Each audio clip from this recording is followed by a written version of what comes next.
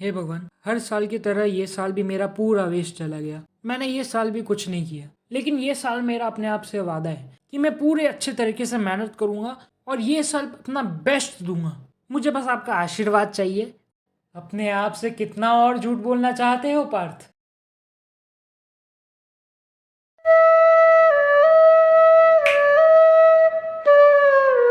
भगवान आप? हाँ मैं ही हूँ, लेकिन तुम्हारे चौंकने का कारण मुझे समझ में नहीं आया पार्थ। अभी कुछ क्षण पहले तुम ही तो मुझे याद कर रहे थे। अब मेरे जैसे कैसे देख सकते हैं भगवान?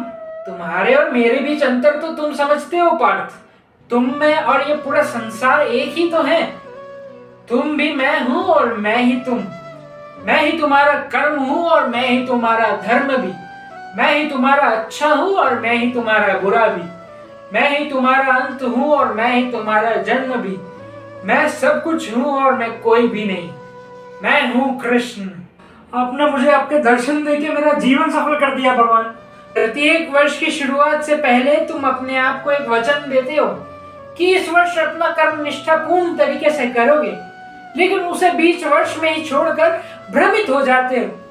तो इस वर्ष क्या बहाना है?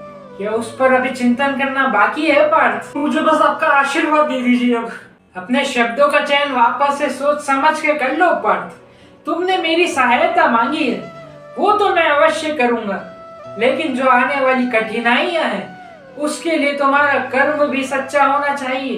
मैंने अपना पूरा काम सच्चे मन से करने की कोशिश करी है भगवान, लेकिन मुझे सफलता मिलती नहीं है। मेरा मन इधर से उधर भ्रमित हो ही जाता है।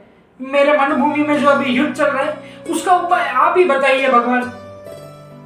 मन को अपने वश में करने के लिए उसे किसी काम में लगा दो। वो वहां से भागेगा, उसे पकड़ के ले आओ। वो वहां से फिर से भागेगा, उसे फिर से पकड़ के ले आओ। ऐसा बार बार करना पड़ेगा। मन को भी नियंत्रण की रस्सी में बांधकर उसे बार बार अपनी तरफ लाना पड़ता है, लेकिन अंत में वो अपने स्वामी का कहना मान ही लेता है।